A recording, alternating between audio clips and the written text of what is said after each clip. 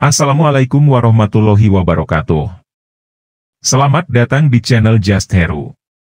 Dalam video ini terdapat beberapa topik yang disampaikan, yaitu antara lain logika Al-Quran yang bersifat universal.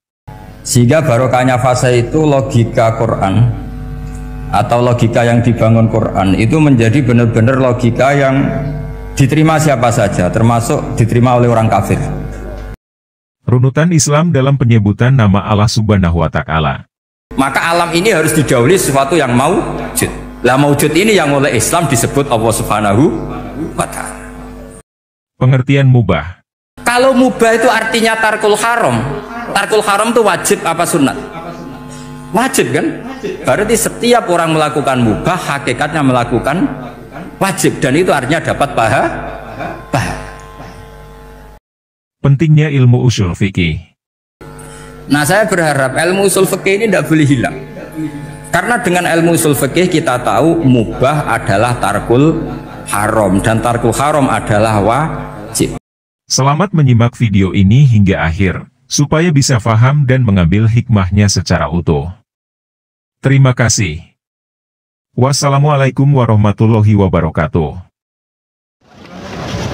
Assalamualaikum warahmatullahi wabarakatuh. Bismillahirrahmanirrahim. Tabarakalladzi nazzalal furqana ala 'abdihi liyakuna lil 'alamin nadhira. Allahumma shalli wa sallim ala sayyidina maulana Muhammadin wa ala alihi washabbihi ajmain. Amma ba'du.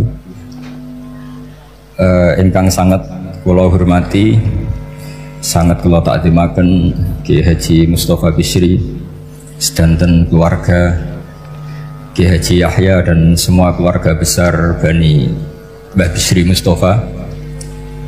Ingkang sangat kula hormati Profesor Dr. Al-Habib Said Aqil Al-Munawwar. Beliau adalah profesor ahli hadis juga sekaligus ahli tafsir yang sangat kita hormati, dan yang hadir kita hormati.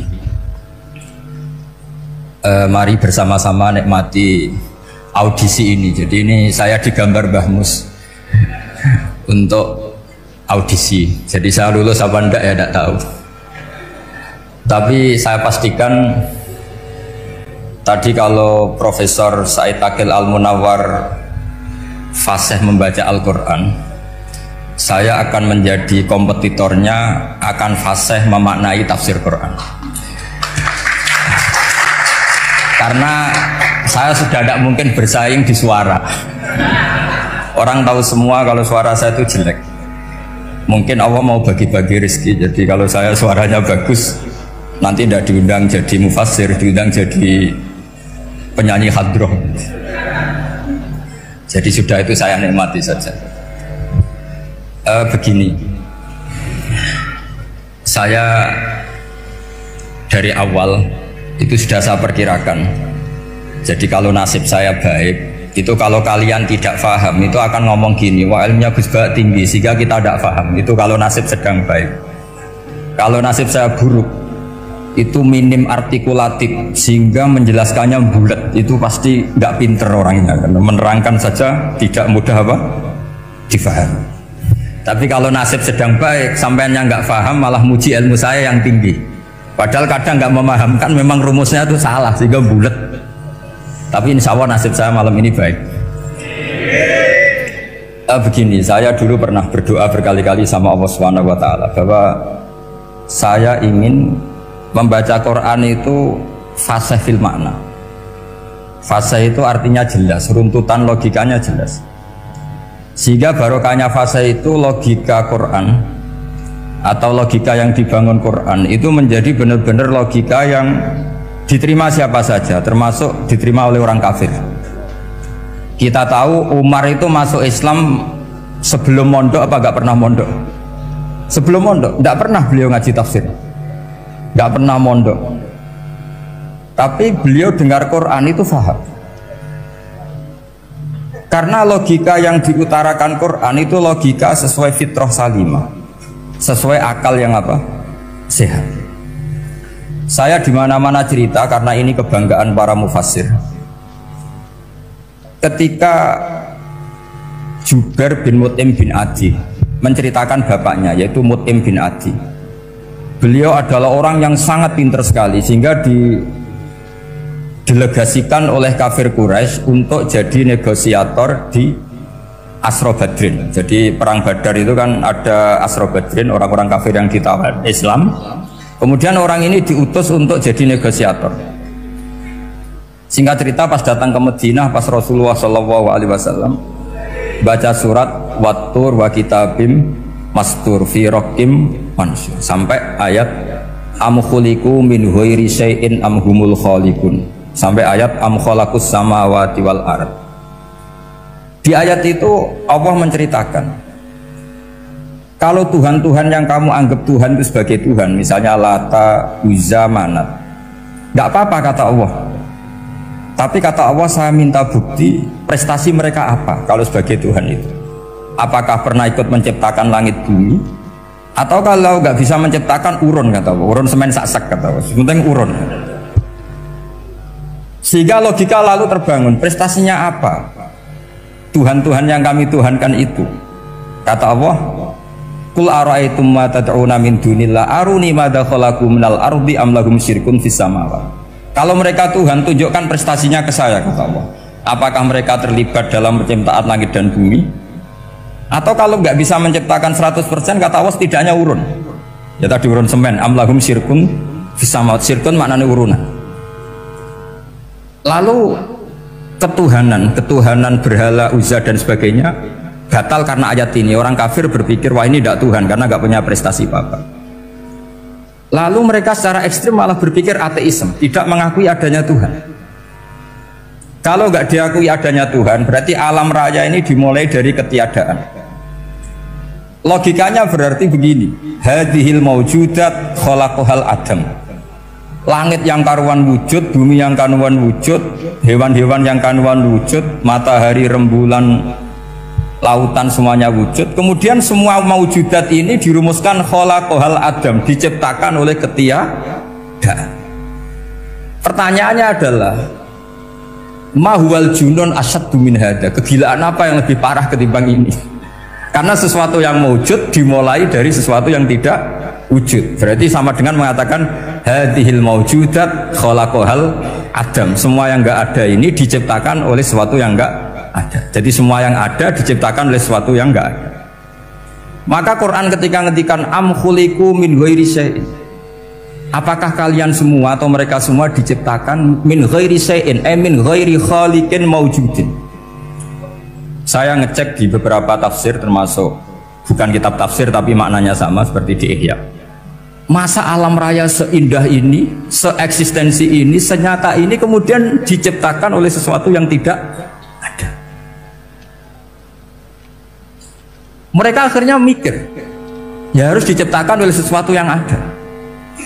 Nah, karena sesuatu yang ada ini posisi pencipta, maka harus berstatus super. Nah, super ini oleh ulama dibahasakan wajibil wujud. Maka zat yang menciptakan ini namanya zat sing wajibil wujud. Lalu wajibil wujud ini oleh Islam disebut Allah Subhanahu wa ta'ala. Kayak apa fasihnya Quran bikin logika? Atau orang yang jadi Tuhan itu yang mengklaim sebagai Tuhan, itu juga mungkin, yang penting mewujud. Siapa itu? Fir'aun. Fir'aun itu mengaku sebagai Tuhan. Dia sudah sah dari segi dia wujud. Namanya orang wujud, punya eksistensi, mungkin berkreasi. Saya ulang lagi, namanya orang wujud, punya eksistensi, tentu mungkin berkreasi. Tapi pertanyaannya begini, ketika Musa tanya, pertama ditanya Musa, lalu kamu kalau menyembah selain saya, nyembah siapa? Kata Musa, Rabbul Alamin. Siapa Rabbul Alamin? Rabbus samawati wal ardi, yang menuhani langit bumi. Terus kata Fir'aun, tidak jawab, manggil Haman. Haman, kamu kan arsitektur, coba ibnili sorhal ali abluhul asbab. Ya Haman ibnili sorhal ali abluhul asbab. Bangunkan sebuah piramida yang tinggi, la'ali at-tali'u ila ilahi Musa, saya ingin melihat Tuhannya Musa. Lalu kemungkinan Tuhan di bumi, kata Fir'aun, ma'alim tulakum min ilahin ghairi, kemana-mana saya melihat yang jadi Tuhan saya. Musa ngerti kalau Fir'aun ini pekok cara bahasa Jawa itu. Itu menerangkan sifatnya Allah itu dengan sifat yang sederhana, tapi justru dengan sederhana ini Fir'aun tidak bisa jawab.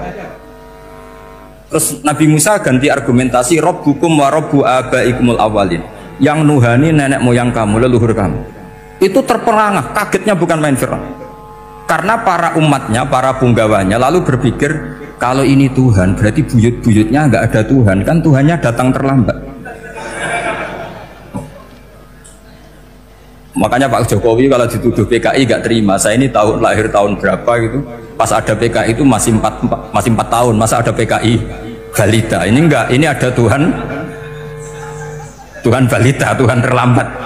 Pertanyaannya adalah kalau Fir'aun itu Tuhan, lalu bapaknya, mbahnya, buyutnya Tuhannya siapa? Makanya ketika Allah disifati Nabi Musa, Rabbukum wa Rabbu abaikumul awalin, yang nuhani nenek moyang kamu, itu kagetnya bukan? Dan semenjak itu banyak punggawa Fir'aun yang iman. Ini yang akhirnya nanti jadi waqala rajulun mu'minum min ali fir'auna yaktumu imana, atau yang menjadi ayat wajah rajulun min aqsal madinati yas'a. Kenapa mereka menjadi iman? Karena logika Fir'aun Tuhan itu gugur, runtuh bisori khil hujjah, dengan logika yang sangat transparan. Jadi ini perlu belajar tauhid. Jadi kalau sampean sudah kalah suara, jangan kalah logika. Kalau sudah kalah suara, kalah logika, jangan kalah tinggal mendengar saja kok tidak paham bangunnya gitu. Jadi ini sering saya utarakan. Makanya banyak ulama mengatakan fasihu ibaratil Quran itu bukan sekedar notnya atau sajaknya, kalau boleh dibilang sajak, tapi karena runtutan cara berpikirnya. Maka kelihatan sekali di tema-tema Quran, ketika nyifati Allah Rabbus samawati wal ardi tidak mengalahkan Fir'aun, justru dengan sifat yang ringan Rabbukum wa Rabbu abaikumul awalin bisa mengalahkan Fir'aun. Nah, kenapa sekarang orang tidak fasih baca Quran? Karena tadi perangkat itu tidak cukup. Saya berkali-kali matur, juga sering matur Mbah Mus, saya itu masih sekarang masih belajar Al-Ibris, Mbah Misbah, Marbawi, semua khazanah tafsir, baik yang bahasa Jawa, bahasa Melayu, itu masih saya pelajari. Termasuk saya pelajari lughatnya, mulai lughat yang setengah benar sampai macam-macam. Saya tadi matur sama Profesor Said Aqil Al-Munawwar. Memang bacanya harus urut, Said Aqil Al-Munawwar. Karena sekali salah Said Aqil Sirat, sebenarnya nggak apa-apa, ini sama-sama orang alim. Cuma tidak tahu nasib di publik ini, nggak tahu saya ya, macam-macam lah gitu. Namanya orang banyak, nggak usah dijelaskan. Tapi semuanya baik. Saya pernah ketemu Pak Said Aqil Sirat itu bilang gini, Gus, orang jadi wali itu sebabnya dua. Mungkin kalau kayak jenengan banyak pecintanya, yang doakan banyak. Kalau saya banyak yang benci, wah itu ngilangi dosa gitu kan. Batin gue dasar orang alim bener wah. Jadi beliau nikmati memang itu. Karena mbah-mbahnya beliau itu sama dengan mbah saya yang dari keluarga Kudus. Buyut saya itu kakaknya buyutnya Pak Said Aqil. Jadi makanya jangan pernah benci orang alim. Orang alim bulet atau kayak opo itu masih saja punya alasan. Saya itu dengar Kiai Bisri, cerita Kiai Bisri itu tidak ada yang serius. Dulu ketika ada polemik haji yang mu'alim, itu orang kumpul semua di sini. Kata Kiai Bisri, sudah nunggu Mbah Fadl. Mbah Fadl sudah di rumah. Ngiranya orang itu ya Mbah Fadl rawuh dileteh. Setelah lama Mbah Fadl tidak datang. Loh Kiai Bisri, Mbah Fadl tidak datang. Lah ya di rumah. Lah mana kok tidak ada? Ya di rumahnya sendiri. Karena beliau nggak pernah bilang di rumahnya. Orang saja yang kepikiran kalau itu rumah leteh. Itu mirip seperti guyonannya Rasulullah SAW. Nabi itu kalau guyon itu tidak pernah bohong. Makanya di tiba itu disebut wayam zahu wala yaqulu illa haqqan. Nabi itu ya guyon, tapi nggak pernah bohong. Yang bohong kan khayal kamu. Masyhur itu ada orang sepuh sowan Nabi. Di kitab saya itu perempuan, tapi di beberapa kitab lelaki. Saya tidak tahu pastinya berapa. Biasanya ahli hadis mentahmilkan taat dudul kisoten atau taat dudul wakiaten. Oke, kita bayangkan itu perempuan. Ya Rasulullah, saya ini tergesa-gesa, nanti takut kemalaman. Ini orang sepuh. Jadi jangan kamu bayangkan Nabi Suwani wong ayu nom nanti jadi hoax. Orang sepuh. Oh di sini aja, ada usah tergesa-gesa pulang kata Rasul. Lah nanti gimana, saya jalan kaki ya Rasulullah sampai kampung saya itu nanti malam. Kata Nabi, la ahmilan naki alab binako. Santai saja, nanti tak pinjemin anaknya unta. Kata perempuan tadi, ma fa'altu bibninako. Apa yang bisa saya lakukan dengan anaknya unta? Sudah, tenang saja, kata Nabi. Setelah mau pulang, disiapkan unta, ya unta tua, unta layak dinaikin. Ya Rasulullah, ini kok unta tua? Katanya anaknya unta. Nabi dengan santai, oh masih tua ya anak unta, kata. Jadi itu menafsirkan anak unta cilik itu kan pikirannya kamu kan. Sebetulnya anak unta itu ya tua pun anak unta. Maka saya itu yang termasuk bangga. Nasib saya nanti insya Allah kayak Gus Mus, kayak Gus Dur, sampai tua dipanggil Gus. Tapi saya niatnya lebih buruk supaya nanti kalau saya salah pantas ngijek Gus.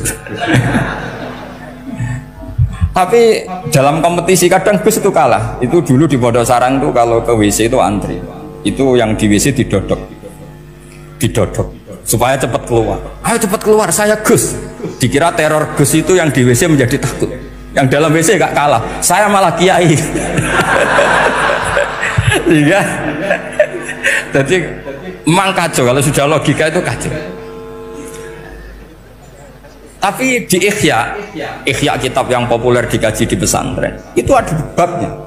Qadiyat itu pengarang tentang betapa wajibnya takzim sama Rasulullah. Tapi punya bab mizahun Nabi, guyonan-guyonannya Kanjeng. Cuma Nabi seninya tadi, wala yaqulu illa haqqan. Meskipun guyon itu enggak pernah bohong, itu butuh seni itu. Bohong apa guyon tapi tidak pernah bohong.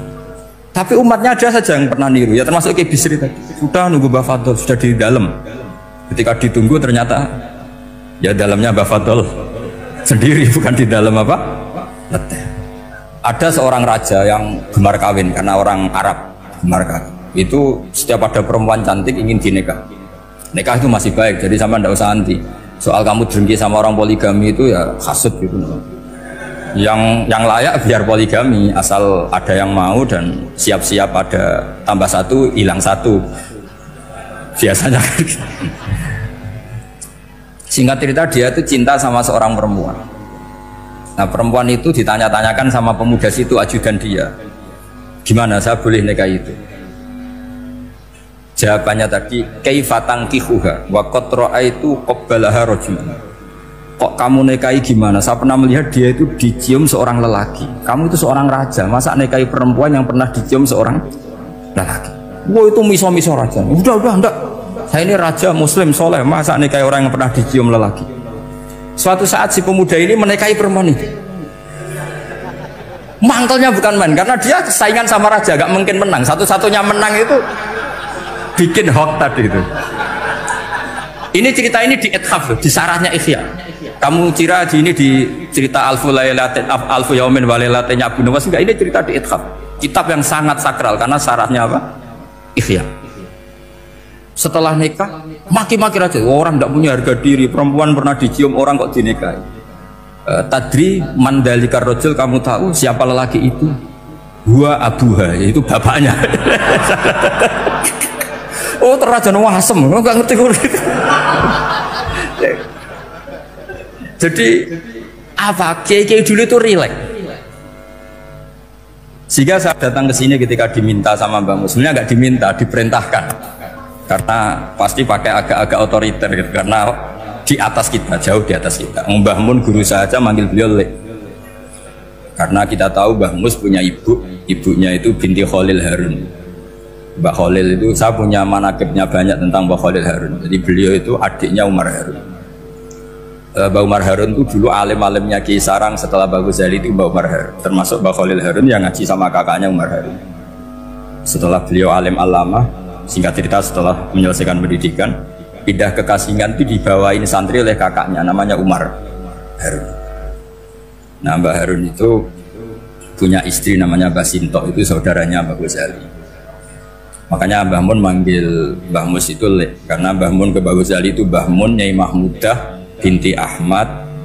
Ahmad ini bin Su'aib. Su'aib ini juga menantunya Mbah Ghazali. Terus Mbah Ghazali, berarti Mbah Mun dari Mbah Ghazali generasi kelima. Kalau Mbah Mus kira-kira ya Mbah Mus, Nyai Bisri, Mbah Khalil. Nah Nyai Sinto ini sudah saudaranya apa? Mbah Ghazali. Berarti Mbah Mun dengan Gus Mus itu kalah satu tokoh di urutan nasab, makanya manggil apa? Lih. Tapi Mbah Mus orang baik, tidak pernah manfaatkan itu. Yang sering manfaatkan Mbah Nawawi itu. Karena pernah sepuh itu, wah sembrono kalau sama saya itu. Saya di mana-mana itu digosipkan murid beliau. Ya saya ikhlas saja. Itu satu-satunya harga diri Mbah Nawawi, ya saya ikhlas. Saya ikhlasnya. Jadi karena memang saya manggil beliau juga memang pernah nyembah. Buyut saya kandung itu namanya Maimunah, itu mbaknya Mbah Dowi. Jadi saya ini juga Bani Lasem. Buyut saya kandung namanya Maimunah, istrinya Mbah Umar bin Arabi. Melahirkan mbah saya sampai ibu saya sampai saya. Saya teruskan. Jadi cobalah Quran itu dibaca secara fasih. Kalau ingin baca fasih caranya gimana? Kamu harus belajar balaghah, belajar lisanul Arab, belajar mantek, belajar logika. Nah, kalau logika itu tidak sampai, cari muhalnya. Ini fatwanya Said Robdon Al-Buti, juga fatwanya semua ulama usul fikih. Saya ulang lagi ya, kalau logika kamu nggak paham, cari sisi muhalnya. Saya ulang lagi, cari sisi muhal. Misalnya kamu angan-angan tentang Allah nggak dok, sedurungnya Allah itu sopo. Misalnya kamu angan-angan gitu. Sama agama tentu itu dilarang, tapi orang filsafat tetap saja nyari itu. Lalu hentikan pencarian itu, yaitu tadi katakan saja hadhil maujudat yastakhilu ayyakhluqahal adam. Sesuatu yang maujud tentu nggak mungkin disebabkan oleh sesuatu yang tidak ada. Fa innal adama la yu'athiru aslan wala yakhluqu aslan. Namanya sesuatu yang nggak ada pasti tidak berstatus pencipta. Namanya saja nggak ada. Akhirnya la buddha min ayyas biko hadal alam maujudun. Maka alam ini harus didahului sesuatu yang maujud. Lah maujud ini yang oleh Islam disebut Allah Subhanahu wa ta'ala. Sudah selesai di sini. Tinggal delok TV, tinggal ngopi, turu sampai setannya setruk karena nunggu mau bikin was-was itu lagi. Loh, saya itu termasuk kiai paling sering lihat sinetron. Kadang ya lihat Mak Lampir itu sering sekali. Sampai istri saya itu protes, Gus, dengan kata orang banyak orang alim kok senengani delok Mak Lampir. Karena setan mau menggoda saya tentang berpikir Allah. Jadi dia ngenteni. Kok malah mikir Mak Lampir gitu. Setelah lihat Mak Lampir biasanya saya itu lapar, terus makan. Habis makan tidur. Setannya masih nunggu mau was-was. Ternyata saya habis bangun ngopi lagi. Kadang lihat berita orang ditangkap KPK, macam-macam. Ini penting saya utarakan supaya setan itu tidak menang. Jadi ciri utama setan itu kata Rasulullah SAW, setan ini goda umatku, hadhil jibal khalaqaha Allah, hadhil ardo khalaqaha Allah, hadhil bihar khalaqaha Allah, faman khalaqaha Allah. Itu makanya banyak orang jurusan filsafat keblinger karena tanya Allah itu siapa. Kata Rasulullah, jika sampai ini maka kamu harus berhenti. Loh, berhenti tanpa dialihkan ke yang lain kan susah. Tinggal aja lihat dulu sinetron. Ya paling gampang ya Mak Lampir, kan ada takut-takutnya sedikit. Karena kalau lihat sinetron anak-anak milenial itu kalau ada artis cantik sampai nangis. Karena istri kamu tidak seperti itu. Jadi ini trik ya. Trik supaya melihat TV tapi tidak nyesal. Makanya saya milihnya Angkring Darmo, Mak Lampir. Ya saya nggak mikir maknanya, butuhnya setan ben mangkol itu. Karena ngenteni saya mikir itu ternyata tidak mikir itu lagi. Jadi makom saya itu beda, sama-sama lihat sinetron. Mungkin saya jadi wali karena lihat sinetron. Mungkin ya. Makanya banyak wali itu nggak bisa diduga. Banyak orang jadi wali itu justru karena makan, justru karena melakukan hal-hal yang cara orang banyak itu salah. Itu Abu Yazid Al-Bustami itu pernah tanya sama Allah. Kamu nggak usah bayangkan caranya, tanya gimana. Nggak wali ya nggak tok. Sudah ada usah tanya itu. Tanya gini, ya Allah, orang seserdup saya dalam ibadah sedekat ini sama jenengan. Lalu saingan saya dekat jenengan masuk surga itu siapa? Sama Allah ditunjukkan orang yang tidur, itu tidur yang. Ya teman kamu yang tidur di kamar. Nggak terima Bu ya, ini gimana? Kok bisa setingkat saya orang yang tidak tidur itu? Yang saya ibadah terus istighfar terus. Tapi jawabannya Allah nih. Woi ibadah terus itu mergo wedi aku. Jadi kan nganggep aku itu rodok-rodok jahat gitu. Iki tuh ratu mergo yakin aku apian, mulane ditinggal turu. Jadi Sampai jangan tiru makom saya ketika tidur. Itu punya kelas khusus. Tapi jangan tiru, ini cerita saja. Sampai ndak harus niru. Karena sampai kalau niru itu harus ada Abu Yazidnya. Abu Yazid sudah nggak ada. Tapi itu ilmu. Ilmu yang cocok ndak cocok harus kita kaji. Saya tadi jagungan sama beliau, sama Profesor Said Akil Al-Munawar. Beliau cerita sebetulnya sekolahan saya itu tentang usul fikih, tapi terkenal saya profesor tafsir. Tapi saya suka ilmu usul fikih, meskipun korbannya ya banyak. Biasanya orang jadi liberal gara-gara ya usul fikih. Sebenarnya nggak perlu dipikir lah, itu macam-macam. Begini, dalam usul fikih yang mainstream itu kan ada hukum wajib, haram, ya makruh, terus macam-macam lah. Termasuk ada mubah. Mubah itu boleh dilakukan, boleh ditinggalkan. Dalam ilmu usul fikih sebetulnya definisi mubah boleh dilakukan, boleh ditinggalkan itu salah. Karena begini, setiap Anda melakukan sesuatu yang mubah, pasti di saat itu meninggalkan sesuatu yang haram. Saya ulang lagi ya. Itsma min mubahin illa wa yatahaqqaqu bihi tarku haramimma.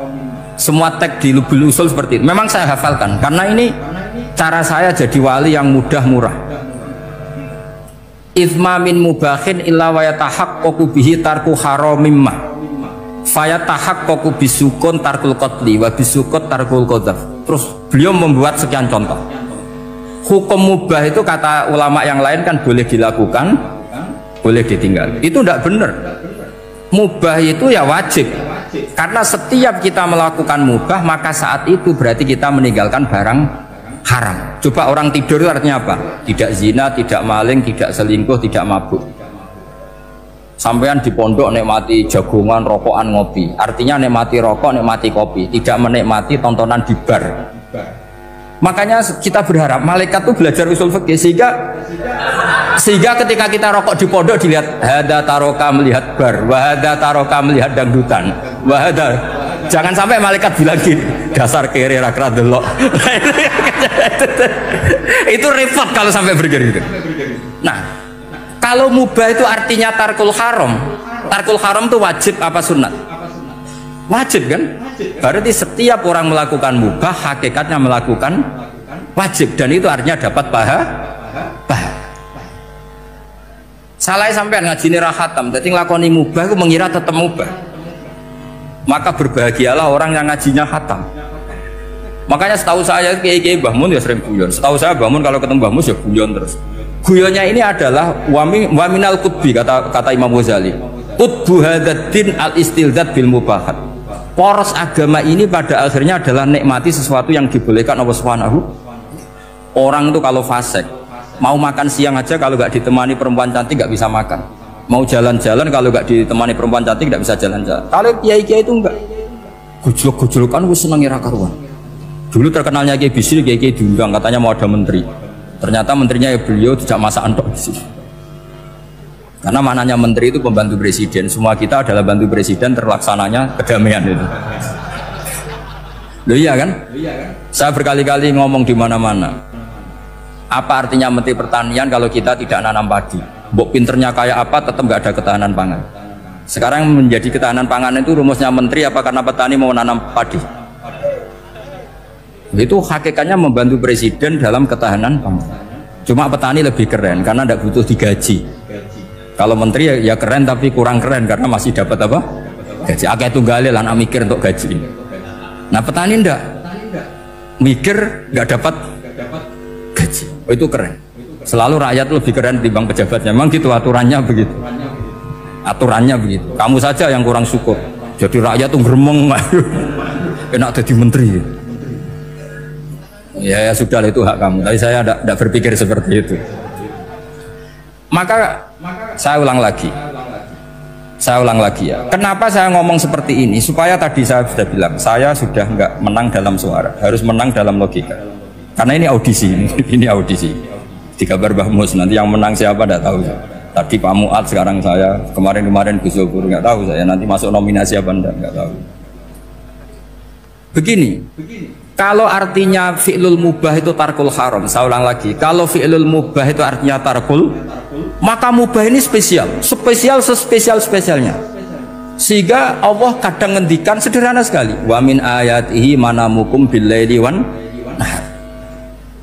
Termasuk ayatnya Allah adalah kamu ditakdir tidur malam hari maupun siang hari. Kalau kamu nggak malam hari, subuh hari, pagi hari, siang hari. Kenapa dihitung wa min ayatihi? Sekarang kalau ada pakar medis, pakar kesehatan bilang ini kalau kurang istirahat mati, kalau kurang istirahat jantungan. Berarti tidur adalah menghilangkan penyakit jantung. Obat paling mandi dengan orang rutin tidurnya itu masih mandi orang rutin tidur. Kamu beli obat harganya 1 miliar tapi nggak pernah tidur 3 hari, tetap taqabbalallahu minna minkum taqabbal ya karim. Maka yang penting itu obatnya apa tidurnya? Tidurnya yang dibantu obat. Tapi kalau obat tok gak dibantu tidur, masih sakit. Berarti penting mana tidur sama obat? Karena penting tidur wa min ayatihi. Orang kayak sampean sering delok YouTube, delok gambar macam-macam. Barokah mana dengan tidur? Wong nak melek mripate delok macam-macam. Barokah tidur. Jadi tidur adalah perlawanan terhadap keinginan melakukan haraman. Ya, saya ulang lagi, tidur itu adalah perlawanan terhadap keinginan melakukan keharaman. Jadi kalau mau tidur nyati gini, ya Allah, siap tidak berangan-angan tentang maksiat terus tidur. Oh itu wa min ayatihi. Jangan kok gak ada duit terus ngombe sing akeh ben iso ngantuk. Wah ini tidur yang untuk melawan kemiskinan.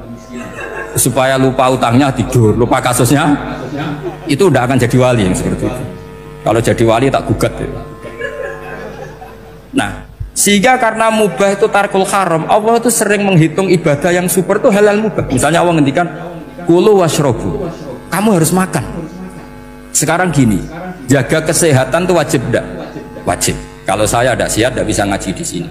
Apalagi Mbah Mus kalau nggak sehat ditunggu orang se-Indonesia fatwa. Dan di antara cara sehat kamu harus makan. Kalau nggak makan sakit. Lalu makan dengan posisi menyehatkan orang yang bisa fatwa, bisa mulang, bisa macam-macam.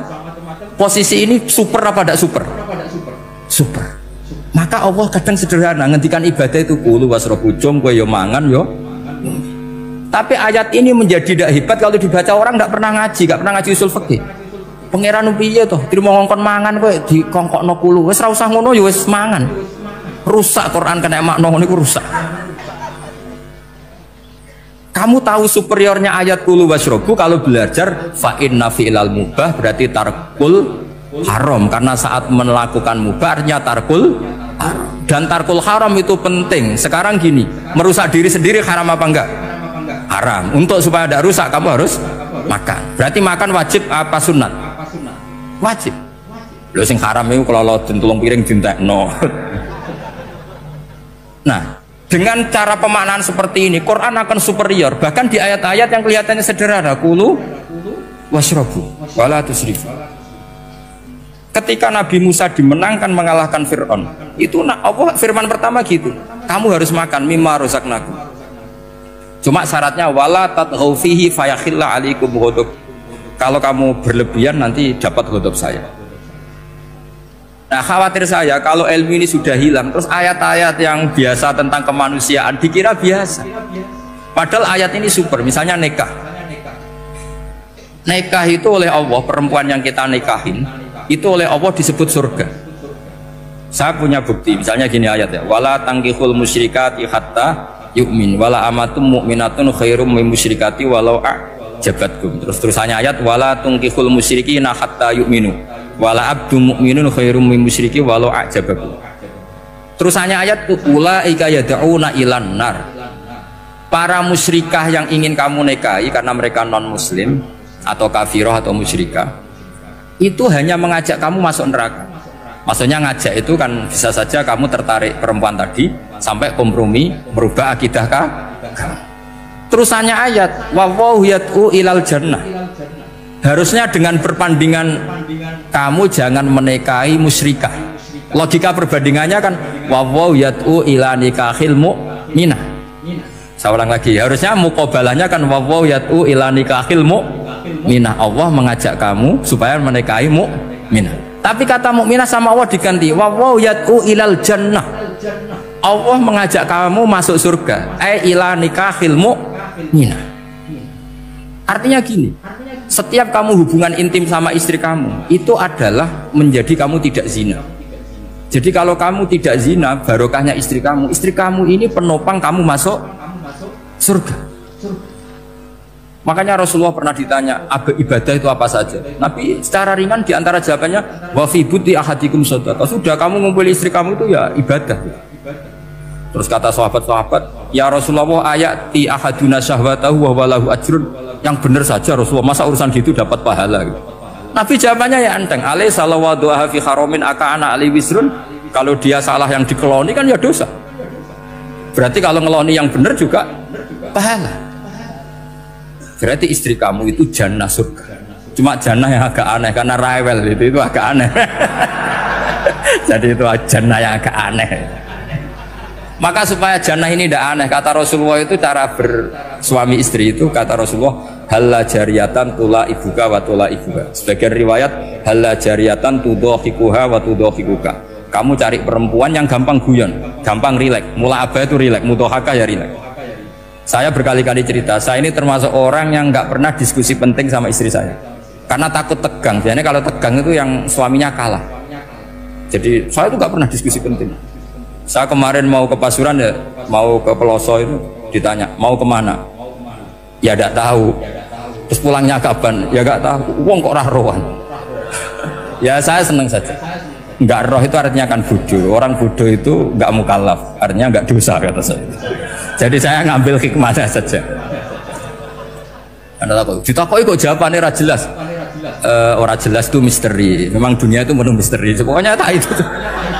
Pokoknya yang kira-kira itu jadi tidak penting. Rasulullah tuh kalau debat sama istrinya ya milih gitu, milih mula abah mudhohaka. Saya punya sekian cerita betapa Rasulullah tuh rileks ngadepin cemburu-cemburunan. Sayyidah Khadijah tentu orang yang super bagi Rasulullah.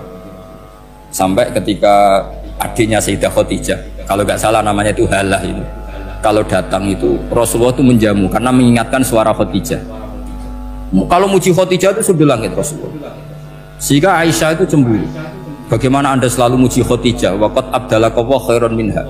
Allah mengganti yang lebih cantik ketimbang Khadijah dan lebih muda. Maksudnya Aisyah. Kenapa masih muji yang sudah meninggal? Tua lagi kan?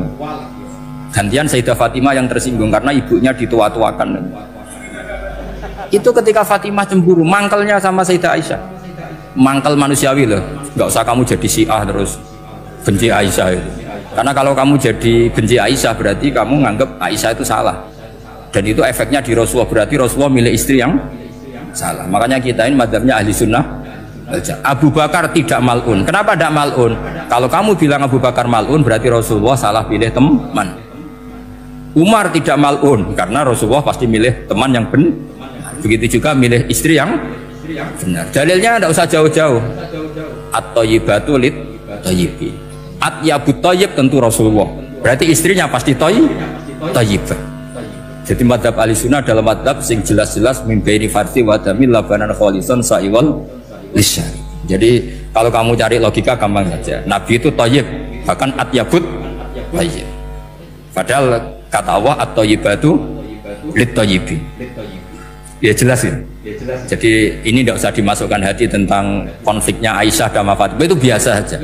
Yang satu bela ibunya, yang satu bela dirinya. Sebenarnya Aisyah itu nggak niat ngiritik Khadijah, ingin diperhatikan Rasulullah saja. Terus ketika Sayyidah Fatimah apa ya matur ya Rasulullah saya supaya ngalahkan Aisyah itu gimana? Karena ibu saya sudah meninggal ya memang cantik dia, muda dia, dan tahu betul orang kalau Nabi itu sangat mencintai Aisyah. Kata Rasulullah bilang gini saja, tetap hebat ibu saya. Karena ibu saya dapat Rasulullah rondo untuk Joko. Kowe ayu kaya apa iku untuk Dudo. Jadi rileks saja Rasulullah. Akhirnya ya semenjak itu nggak ngeritik lagi. Bahaya ini kalau ngeritik. Khadijah itu kan sudah umur 40 tahun. Janda dapat Joko. Aisyah perawan untuk Dudo. Keren mana? Keren Khadijah. Jadi tidak semua masalah itu Nabi itu menyelesaikan cara ekstrim. Nabi itu biasa mula apa? Santai rileks. Nah kalau para mbak-mbak ini ingin jadi surga yang nggak aneh, syaratnya jangan rewel karena di surga itu nggak boleh ada orang rewel. Tapi kalau nggak rewel sementara suami kamu udah bener, ini namanya goblok. Maka kata Mbah Mun kalau ngijazahi santri-santrinya, "Cung bojomu kudu rewel, enggak ngono fakir," kata Mbah Mun. Tapi santri yang di belakang gremeng. "Iya, Mbah, nak fakir, nak jantungan mati." Makanya sering itu.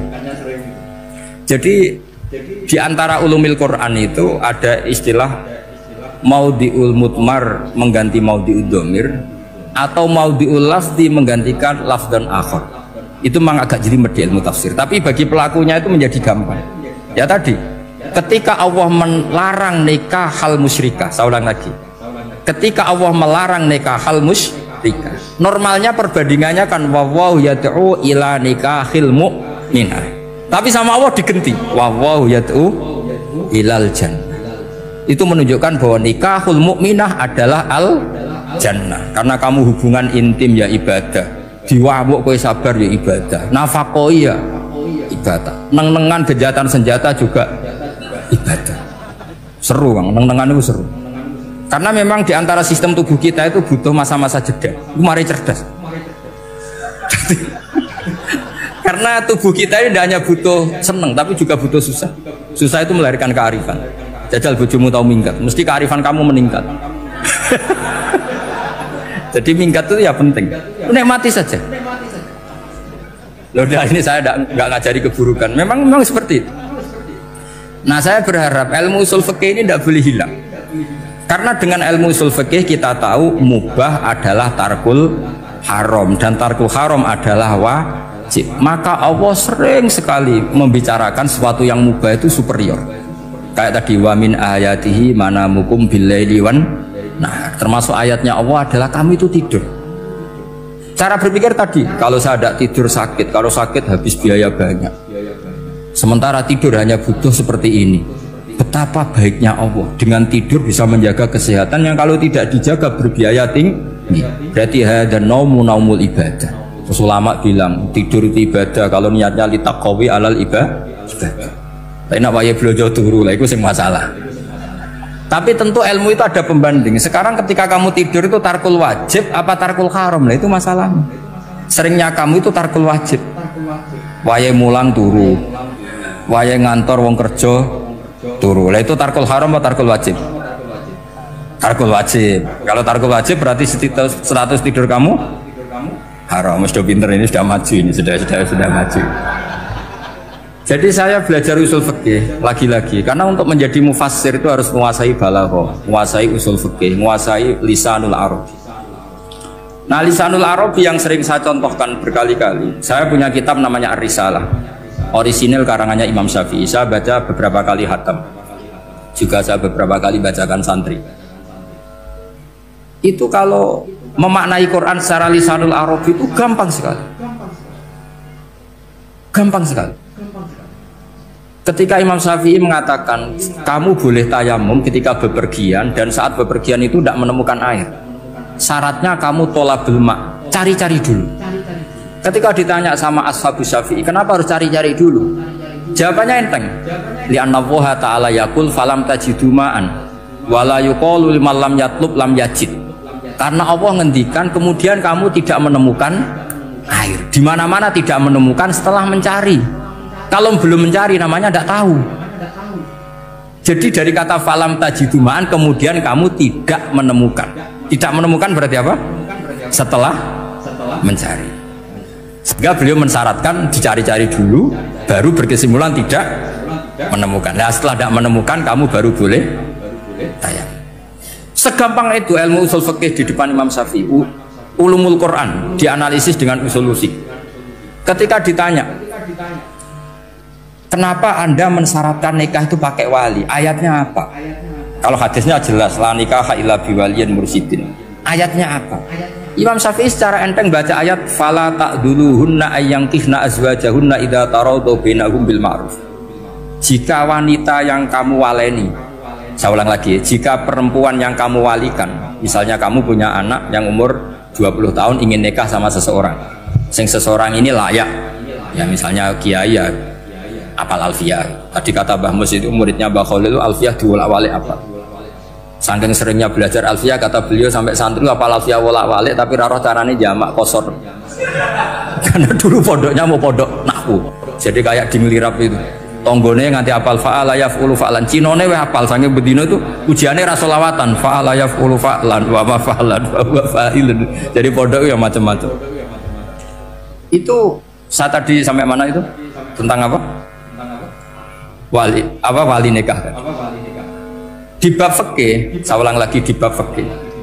Itu kata Allah, jika perempuan yang kamu walikan itu ingin nikah, fala ta'duluhunna, jangan kamu larang. Kata Imam Syafi'i, kalau seorang wali tidak punya hak mewalikan, maka larangan jangan menghalangi itu tidak ada gunanya. Misalnya gini, Zaid itu tidak punya utang saya ulang lagi, Zaid tidak punya utang saya. Memang ini ilmu logika, Zaid tidak punya utang saya. Terus sampean bilang ke saya gini, Gus Bah, Zaid ojo tagih. Itu omongannya wong aneh apa enggak? Aneh kan? Tapi kalau Zaid punya utang saya 1 juta, terus kamu menasihati saya, Gus, Zaid ojo tagih, benar apa enggak? Wali itu punya hak melarang. Saya ulang lagi, wali berarti punya hak melarang putrinya tidak nikah. Jika diperintahkan Allah, kamu jangan pernah melarang, berarti punya hak melarang. Kayak tadi, Gus ojo tagih, berarti aku dia hak nagih. Misalnya otoritas bandara ATR, pesawat Boeing sekian-sekian Lion, bolehkan landing di sini, karena operatornya punya hak melarang, juga punya hak mengizinkan. Tapi kalau orang lain kamu bilangin, pesawat Lion nggak boleh landing di Semarang, orang lain yang nggak terkait dengan otoritas itu, aneh nggak omongan itu? Aneh. Kalau wali dilarang menghalangi perempuan ingin nikah, harus memberi izin maksudnya, maka berarti wali punya hak menikahkan. Paham yang saya maksud? Makanya Imam Syafi'i mensyaratkan seorang perempuan yang nikah harus pakai wali. Jadi segampang itu. Kitab Ar-Risalah menerangkan ulumul Quran. Dan dalam banyak hal ulama dulu itu, makanya saya tadi berjanji, karena Quran itu bisa kamu baca fasih, kamu dengerin suara enak ya enak, kamu dengerin logika yang enak ya enak. Jangan sampai kamu udah dua-duanya, suaranya sudah ada enak, logikanya tidak enak, itu kacau namanya. Ketika Imam Syafi'i ditanya bagaimana hukumnya uzubah, uzubah itu gak nikah, padahal ada hadis faman rohiba an sunnati falesa. Kata Imam Syafi'i ya gak apa-apa. Kenapa? Fa inna Allah ta'ala dzakara 'abdan sholihan wa qala wa sayyida wa hasura wa nabiyya minas sholihin. Allah menyebut nabi yang soleh, dan diantara nabi yang soleh itu ada yang berstatus hasur. Hasur itu tidak ada keinginan sama perempuan, akhirnya tidak nikah. Berarti tidak nikah itu boleh karena ada nabi yang tidak nikah. Segampang itu dulu.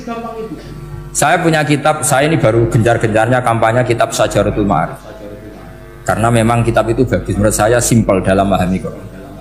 Jadi anggap saja ini bentuk penghormatan saya sama Ki Bisri yang sudah mengkhidmai, mengenalkan ulumul Quran lewat tafsir Al-Ibris. Yang Ki Misbah punya tafsir Al-Iqlin. Memang dua beliau itu, kalau yang satu ngarang terjemah Alfiyah, yang satu yang ngarang satu. Ini dua kutub yang berbeda, yang satu sangat rileks, yang satu sangat seperti itu. Nggak usah diterjemah, nanti jadi repot. Itu ulumul Quran yang ditulis Syajaratul Ma'arif itu gampang sekali. Misalnya begini, beliau bikin judul Babun Nafil Ibad Bikullil Bilad, bab seseorang harus manfaat kapan saja dia berada. Itu terus beliau qala ta'ala wa ja'alani mubarakan ainama kuntu. Ciri utama para nabi itu ngendikan wa ja'alani mubarakan ainama kuntu, saya dijadikan di mana-mana itu berkah. Jadi seseorang hidup harus di mana-mana manfaat. Terus ketika beliau ngendikan babun la yutrakul haqqu li ajril batil, bahwa kebenaran tidak boleh ditinggalkan hanya karena ada banyak kebatilan. Beliau terus ngendikan inna sofal marwata min sya'airillah faman hajjal baita wa atamara fala junaha alai ajat tawafa dihim. Jadi di sofa itu ada berhala namanya Isaf, di Marwah ada berhala namanya Nailah, atau sebaliknya, pokoknya Isaf dan Nailah. Terus sahabat kalau mau sa'i itu merasa dosa karena harus melewati berhala-berhala itu, sehingga mereka tanya, ya Rasulullah, saya ini tetap tawaf gak? Padahal di tempat-tempat itu ada berhala. Terus kata Allah, tetap tawaf. Nah, tetap tawaf ini artinya apa? Melakukan barang hak meskipun di situ banyak kebatilan. Nah, itu manhajnya para orang-orang alim kita. Mbah Mun, Mbah Mus itu ya berkawan sama orang yang macam-macam. Kamu tidak usah ngeritik, itu fikihnya sudah kelas tinggi. Fikihnya tuh la yutrakul haqqu li ajlil batil. Saya di mana-mana cerita. Saya punya kitab namanya Khilyatul Auliya wa Tabaqatul Asfiya. Itu syarat kamu kalau daftar wali harus punya kitab itu. Khilyatul Auliya wa Tabaqatul Asfiya. Itu karangannya Abu Nu'aim Al-Asfihani. Kitab itu yang jadi indukan Ihya ketika menyebut manaqibul akhyar. Kita tahu Ihya kalau bab tasawuf mengikuti Kutil Qulub yang dikalang Abu Thalib Al-Makki. Kalau fikih tentu beliau mengikuti Imam Haromen gurunya, yaitu kitab Nihayatul Matlab fi Dirayatil Madhab. Kalau manaqibul akhyar beliau mengikuti kitab Khilyatul Auliya. Dan ngikuti itu penting kalau dalam tradisi kiai. Gak boleh seorang kiai kok mikir sendiri, namanya mustakil. Kalau mustakil itu mubtadi', bikin tatanan baru dalam agama. Justru ulama itu harus niru sebelumnya karena sanad itu harus musalsal. Gak boleh Imam Syafi'i bilang haram terus kamu bilang halal, terus murid kamu bilang makruh, terus muridnya kamu ya pokoknya khilaful aula. Nggak boleh gaya-gayanan gitu. Kalau di kampus plagiat itu dilarang, kalau di pondok itu wajib. Makanya banyak kalau tes itu ngerpek karena belajar itu tanpa batas katanya. Lu kok ngerpek? Mboten ya, jadi belajar kapan saja. Jadi mboten ngerpek, mutolaah pas tes. Kacau tuh santri itu. Mutolaah tapi pas apa? Tes. Itu dalam kitab Khilyatul Auliya diterangkan. Uniknya rawinya itu siapa? Sufyan bin Uyainah, orang yang sangat khusyuk, gurunya Imam Syafi'i. Kita tahu Imam Syafi'i punya guru zaman di Mekah itu namanya Muslim bin Khalid Az-Zanji. Dalam hadis ngikuti Sufyan As-Sawri sama Ibnu Uyainah. Tapi beliau intisabnya lebih ke Imam Malik ketika ngaji apa? Muwatta. Terus beliau punya guru usul fikih namanya Muhammad bin Hasan Asy-Syaibani. Itu Sufyan bin Uyainah dalam kitab itu diceritakan pernah suatu saat Isa sama Yahya, ini supaya saya tahu fikihnya Mbah Mun, fikihnya Mbah Mus. Isa sama Yahya itu satu nabi yang sama-sama muda, yang satu angkatan. Saya berkali-kali cerita, nabi yang satu angkatan itu ada 3, tapi yang 2 ini nggak level, yaitu Ibrahim dan Lot. Tapi nggak level karena Lot itu adalah pernah keponakan siapa? Ibrahim. Musa dan Harun, tapi Harun itu nggak levelnya Musa karena dia jadi nabi berdasar proposal Nabi Musa. Jadi Nabi Musa itu alsak, agak pelak, sehingga beliau kalau menjelaskan kesulitan terus pakai jubir. Makanya kemarin-kemarin itu ada wali yang kalau ngomong pakai apa? Jubir. Akhirnya Nabi Musa ngendikan apa? Waj'alli waziran min ahli Haruna akhi usdud bihi azri wa asyrikhu fi amri. Ya Allah, saya ini lisannya agak pati fasih, tolong Harun sing huwa afsahu minni lisanan, yang lisannya lebih fasih tolong jadikan nabi. Sama Allah dituruti, Harun jadi apa? Nabi. Tapi yang dapat wahyu Musa, jadi dia hanya jubir. Makanya seangkatan tapi tidak level. Yang seangkatan level itu hanya Yahya dan Isa. Nabi Isa kita tahu berstatus wa yukallimun nasa fil mahdi wa kahla. Jadi mulai kecil sudah pinter. Nabi Yahya ya nggak kalah keren. Ya Yahya khudil kitab bi quwwah wa atainal hukmah sabiyah. Ketika kecil sudah pintar. Jadi ini rivalitas dalam ilmu. Makanya khilaf itu penting. Jangan gontok-gontokan berarti atau ngaji. Khilaf itu penting. Nabi Yahya itu kalau jalan-jalan sampai Nabi Isa, itu yang Nabi Yahya mesti tanya, aina khiyarun nas, rumahnya orang baik mana? Saya mau nginep di situ. Mesti tanya gitu kalau di satu perkampungan yang beliau-beliau sedang jalan-jalan. Tapi kalau Nabi Isa tanyanya aneh, aina syirarun nas, wong sing elek-elek manggone nang ndi? Akhirnya ini kan terjadi debat, tapi karena sama nabinya ya tidak debat kusir terus kubu-kubunan kosong berapa sama kosong berapa, enggak, ini sama ya sama-sama kosong-kosong, sama-sama orang ikhlas itu kosong-kosong. Sama lama terus debat kecil. Kenapa kamu tanya aina khiyarun nas? Mana orang-orang baik? Jawabnya Nabi Yahya, ya kumpul orang baik itu enak, nyaman, teduh, enak lah. Nah kamu kenapa kau tanya mau nginep di aina syirarun nas? Ana nabiyun, ana tobibun, udawil mardo. Saya ini dokter, nabi itu dokter. Di mana-mana dokter menyembuhkan yang sakit. Kalau Anda peneliti penyakit, cari daerah yang banyak endemik penyakit apa yang daerah sehat? Daerah yang kena endemik penyakit. Tapi problemnya Anda sendiri berpenyakit dan kalau ke situ tambah nemen. Ya sama. Kalau kamu kira-kira tidak kuat ya jangan kumpul orang yang seperti itu. Kamu tidak kuat kan? Malah katut. Tapi fikih-fikih kiai-kiai kita, guru-guru kita, berteman orang macam-macam tenang saja. Karena mereka kekuatan kesalehannya sudah absolut, sudah kuat sekali. Ya tentu bi'aunillah wa bitaufiqih. Sehingga kamu tidak usah meki para guru-guru kita. Saya pernah didhawuhi Mbah Mun. Ya Jong ya aku wis ketemu Megawati. Piye-piye Indonesia kudu damai. Engko nak tukaran yo repot. Jane yo piye aku yo kiai. Artinya beliau harus ketemu karena untuk supaya Indonesia itu damai. Beliau anggap saja makili religius, Bu Mega makili apa? Nasional. Dan Indonesia damai itu kalau ada kerjasama antara kaum nasionalis dan kaum apa? Religi. Jadi yang namanya damai itu penting sekali. Sampai Rasulullah itu pernah berdamai sama orang yang jelas-jelas kafir. Apalagi Indonesia belum sampai seperti itu. Yaitu kita tahu dalam Sulhul Hudaybiyah Nabi berakad damai sama Suhail bin Amr padahal kafir. Nah, kalau kamu Qurannya sudah seperti itu, maka Quran itu punya kekuatan yang luar biasa. Ketika Sayyidina Ali konflik sama Sayyidina Muawiyah itu dirumuskan kita berdamai. Setelah kita berdamai, terus ada pertanyaan begini. Lalu orang yang sedang konflik itu nak ketemu raine, roh raine gue serasa seneng. Ning dinggon jenenge konflik ketemu raine gue serasa seneng.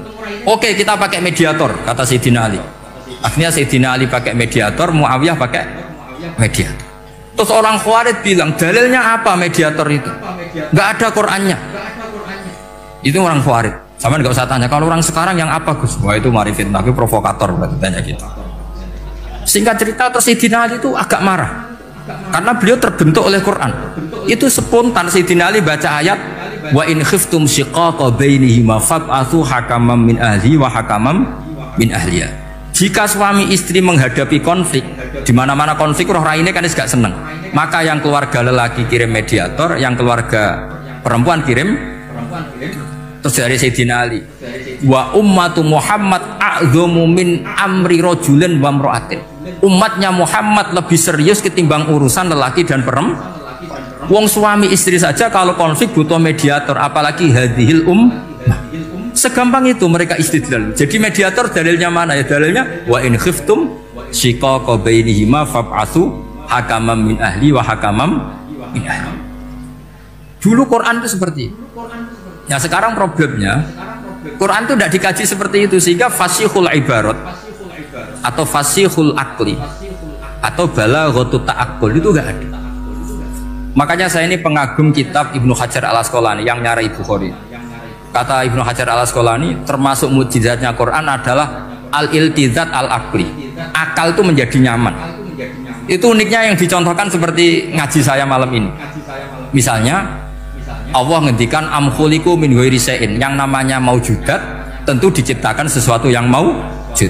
Karena akal akan tersiksa ketika dicekoki gini, hadhil maujudat khalaqahal adam. Tersiksa enggak akal kamu sebagai orang waras dicekoki pikiran hadhil maujudat khalaqahal adam. Ini maujudat disebabkan oleh ketiadaan. Mesti kowe ra iso turu. Barang rono kok iso gawe iku piye? Nah ini yang dimaksud dalam ilmu tasawuf ala bidzikrillah tatmainnul qulub. Jadi cara tenangnya hati itu macam-macam. Nak wong toreko ya wong kon wiridan. Nak kaya kula rada ahli akal, wis meneng. Alhamdulillah di pangeran sing wujud. Berarti hadil maujudat khalaqahal maujud. Berhubung maujud ini pencipta berstatus super. Super itu dalam agama disebut wajibul wujud atau musabbibul asbab atau kausa primamboh lah sauning-uning. Sing penting itu ora hadil maujudat khalaqahal. Makanya kata beliau, Nabi itu bukan sekedar jamal suratan, ganteng secara perawakan, secara fisik enggak, tapi juga Nabi punya jamalul akal. Akalnya itu nyaman. Yaitu kita disuruh iman dengan sesuatu yang memang kita nyaman. Seperti kita disuruh iman bahwa alam ini diciptakan oleh Allah, oleh al-mawjud yang super. Kan terus nyaman. Coba kalau kamu diajarin Islam, alam ini yakini yang menciptakan adalah ketiadaan. Oh kamu kuliah sampai profesor sampai dokter pusing, ini ajaran apa? Sesuatu yang tidak ada menyebarkan sesuatu yang ada. Ya, itu namanya termasuk ajaran ini indah karena ada al-iltizat al-akli, kenyamanan apa berpikir karena terusnya. Ya saya kira demikian, ini audisinya selesai. Assalamualaikum warahmatullahi wabarakatuh.